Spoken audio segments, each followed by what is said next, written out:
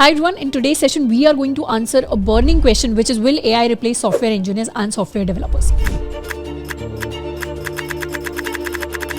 If you're not engaging AI actively and aggressively, you're doing it wrong. You're not going to lose your job to AI. You're going to lose your job to somebody who uses AI. Probably in 2025, we at Meta, as well as the other companies that are basically working on this, are going to have an AI that can effectively be a sort of mid-level engineer that you have at your company that can write code. अब ये जो सवाल है generally college students and freshers की तरफ से ज़्यादा आता है as compare to working professionals, क्योंकि एज अ वर्किंग प्रोफेशनल हम इंडस्ट्री के अंदर चले जाते हैं तो इंडस्ट्री के अंदर जो वेव्स चल रही होती हैं उनको आइडेंटिफाई करना हमारे लिए ईजियर हो जाता है and we have a lot more clarity on this situation. As a student भी इस तरीके के सवाल जनरली वो स्टूडेंट्स ज़्यादा पूछते हैं जिन्होंने मशीन लर्निंग एल्गोरिथम्स को, एआई को फ्रॉम अ कोडर पर्सपेक्टिव अभी एक्सप्लोर नहीं किया है, सिर्फ चैट जीपीटी को एज अ टूल यूज़ किया है from a normal human being perspective.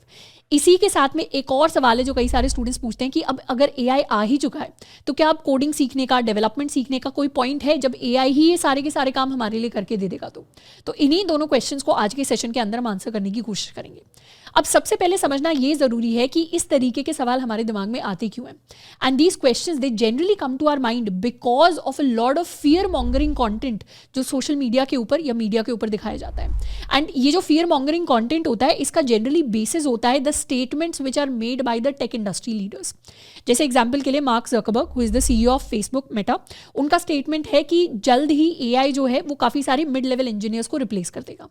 इसी के साथ में सेल्सफोर्स के सीईओ का स्टेटमेंट है कि this year they are not hiring any new developers, they are not hiring any new team members, क्योंकि एआई टूल्स जो हैं वो उतने ज़्यादा हेल्पफुल, उतने ज़्यादा एडवांस्ड हो गए हैं कि अब उन्हें नए टीम मेंबर्स की ज़रूरत नहीं है, पुराने वालों की ही प्रोडक्टिविटी उतनी ज़्यादा इंक्रीज हो गई है. इसके साथ में एनवीडिया सीईओ के भी स्टेटमेंट्स हम सब ने सुने हैं about how AI is the future.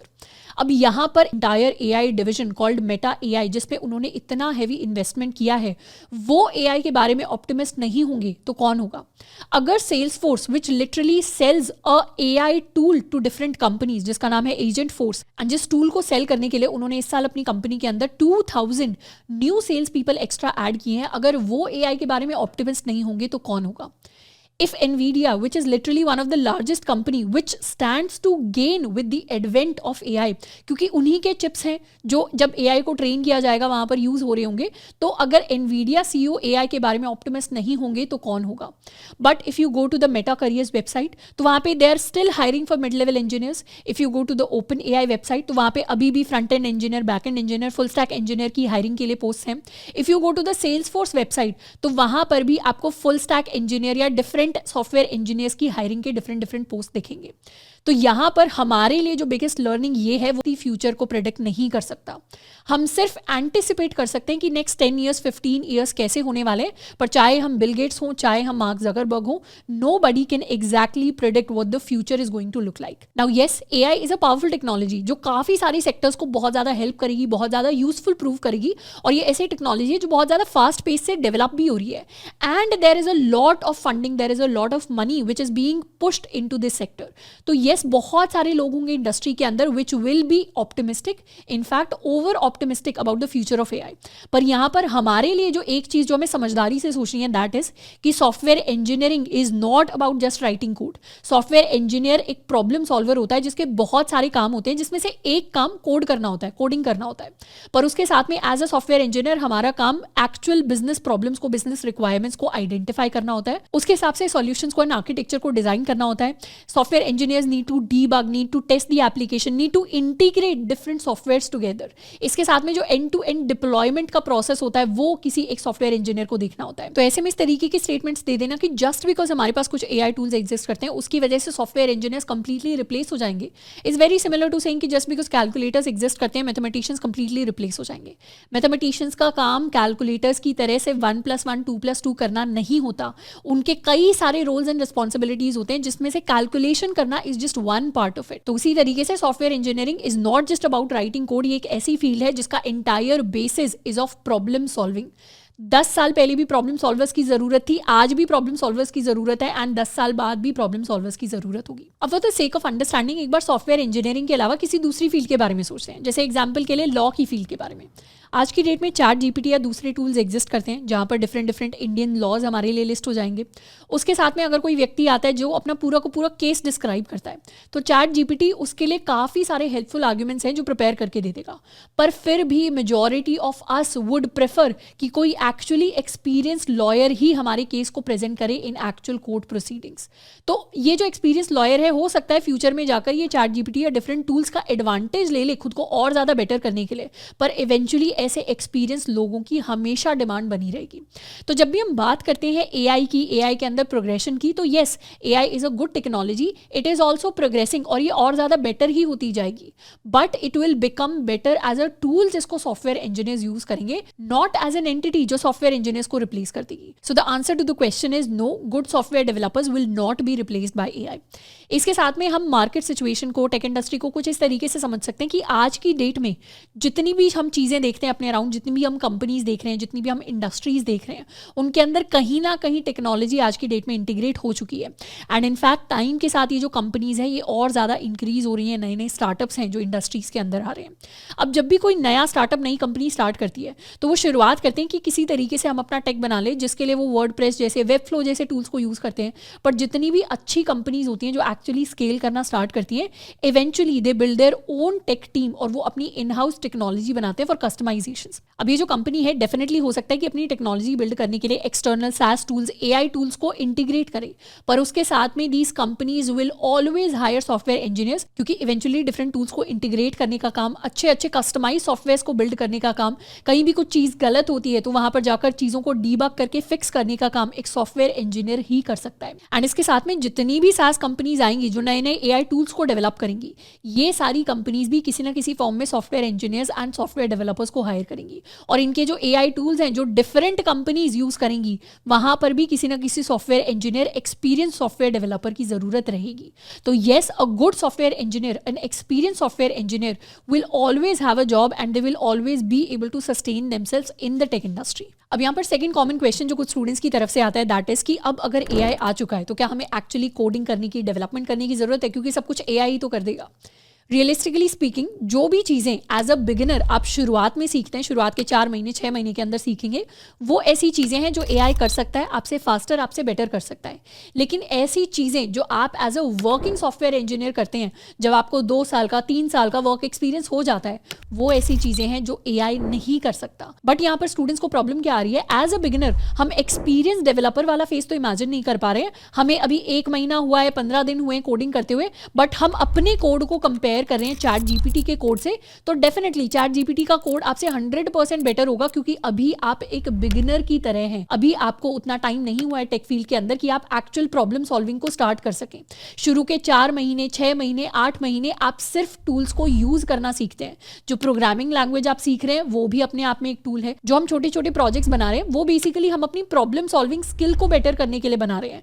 Those are not the actual problems that we have to solve. Tech industry के अंदर जाके हमें टू डू लिस्ट नहीं बनानी है। टू डू लिस्ट बनाना हम सीखते हैं ताकि हमने जो प्रोग्रामिंग सीखी है उसको इंटीग्रेट करके कुछ एक्चुअली यूजफुल हम प्रोड्यूस कर पाएं, उस चीज की हमें आदत हो जाए। पर इंडस्ट्री के अंदर जाकर एक अच्छा सॉफ्टवेयर इंजीनियर, एक अच्छा सॉफ्टवेयर डेवलपर काफी सारे कॉम्प्लेक्स प्रॉब्लम्स हैं जिनको सॉल्व करता है, जिनके सॉल्यूशन रेडीली अवेलेबल नहीं होते। तो यहां पर हमारे लिए समझदारी वाली चीज जो हम सीख सकते हैं वो ये कि कल को जाकर अगर हमें भी एक वर्किंग सॉफ्टवेयर इंजीनियर बनना है जो इंडस्ट्री के अंदर इररिप्लेसेबल एक तरीके से स्टेटस पे हो, तो वो जो जर्नी की शुरुआत होती है वो हमेशा जीरो से ही स्टार्ट होती है। किसी भी चीज को अगर हम सीखना स्टार्ट करते हैं तो एक्सपीरियंस बनने से पहले हमारी शुरुआत हमेशा जीरो से होती है, और फिर जाकर हम gradually over the years improve करते हैं खुद को, एंड तब जाकर हमारे पास वो एक्सपीरियंस डेवलपर का स्टेटस आता है। तो एंड रिजल्ट चाहे इररिप्लेसेबल क्यों ना हो, शुरुआत जो करनी पड़ेगी वो हमें जीरो से, वो हमें स्क्रैच से, वो हमें बिगिनर लेवल चीजों से ही करनी पड़ेगी। एंड आई अंडरस्टैंड कि शुरुआत में वो जो फेज है वो थोड़ा सा स्कैरी हो सकता है, क्योंकि शुरू के 1 महीने 2 महीने जो हम चीजें सीख रहे हैं वो ऑलरेडी एआई कर पा रहा है। तो वहां पर एज अ बिगिनर स्टूडेंट हमें फीलिंग आनी शुरू होती है कि एआई तो सब कुछ कर देगा, पर एक्चुअलिटी में, रियलिटी में that is not the case. There are a lot more complex problems जो इंडस्ट्री के अंदर सॉल्व की जा रही हैं, जो एआई केपेबल नहीं है सॉल्व करने के लिए। जितने भी एक्चुअली इंटरेस्टेड स्टूडेंट्स हैं इस फील्ड के अंदर वो आते रहेंगे एंड वो अपनी चीज़ें सीखते रहेंगे, और वो जो सीखने की शुरुआत होती है वो हमेशा जीरो से, वो हमेशा स्क्रैच से ही स्टार्ट होती है. Now an important thing that I would like to discuss here is कि अगर हम ऐसे स्टूडेंट हैं जिसके दिमाग में कॉन्स्टेंटली एक फियर ऑफ AI चलता रहता है, जो सोचता है कि अभी अगर मैं कोडिंग सीख लूँगा, अभी अगर हमने डेवलपमेंट सीख ली तो 5 साल बाद हमारे पास जॉब रहेगी नहीं रहेगी, क्या AI आ जाएगा हमारी जॉब लेकर चला जाएगा, फिर हम क्या करेंगे. तो इस तरीके के थॉट्स अगर हमारे दिमाग में कॉन्स्टेंटली चलते रहते हैं तो I would genuinely advise you to consider making a career in a different field, क्योंकि tech is a very dynamic ever changing field. हर साल टेक सेक्टर के अंदर कोई नई प्रोग्रामिंग लैंग्वेज आ जाती है, कोई नई टेक्नोलॉजी आ जाती है, कोई नया फ्रेमवर्क आ जाता है. डिफरेंट वेव्स हैं जो इस सेक्टर के अंदर चलती रहती हैं. कभी AI वेव है, कभी ब्लॉकचेन डेवलपमेंट की वेव है, कभी फ्यूचर में हो सकता है क्वांटम कंप्यूटिंग की वेव आ जाए. तो टेक सेक्टर के अंदर जो व्यक्ति थ्राइव एंड सर्वाइव कर सकता है वो ऐसा व्यक्ति होगा जो एक कॉन्स्टेंट लर्नर बन सकता है एंड जो एक अच्छा प्रॉब्लम सॉल्वर है. तो इसीलिए अगर हम उस कैटेगरी ऑफ स्टूडेंट्स में हैं जहां पर हमें फिक्स्ड सी चीज़ें चाहिए कि 2-4 चीज़ें मैं सीख लूँ और लाइफ लॉन्ग हमारे पास जॉब सिक्योरिटी आ जाए, तो उस केस में हमारे लिए बेटर होगा कि हमें अच्छे से गवर्नमेंट जॉब की तैयारी कर लें. वहाँ पर फिक्स सिलेबस होता है, फिक्स सा फॉर्मेट होता है पेपर का, वही चीज़ें आपको पढ़नी है एंड उसके बाद एक kind of life long job security हमारे पास मिल जाएगी, हमारी पेंशन भी आ जाएगी एंड ज़्यादा कुछ ओवर द जॉब हमें सीखने की ज़रूरत नहीं है. पर यहाँ पर भी जस्ट फॉर नॉलेज मैं आपको बता देती हूँ कि गवर्नमेंट जॉब्स के अंदर भी वही लोग एक्चुअली थ्राइव कर पाते हैं, वही लोग एक्चुअली अच्छी पोजीशंस पर जा पाते हैं जो इंडस्ट्री के टॉप 1%, टॉप 5% के अंदर एग्जिस्ट करते हैं. तो वहां पर भी एज सच हम थ्राइव नहीं करेंगे, पर हाँ सर्वाइव कर जाएंगे विद जॉब सिक्योरिटी. तो जिन भी स्टूडेंट्स के लिए बिना ज्यादा नई चीजें सीखे हुए एक अच्छी सिक्योर जॉब रखना प्रायोरिटी है, तो टेक सेक्टर के बाहर बहुत सारे और सेक्टर्स एग्जिस्ट करते हैं जहां पर हमें वो अच्छी स्टेबल जॉब मिल सकती है. Now to conclude the session, I hope 2 important चीजें जो इस सेशन से हम लेकर जाएंगे.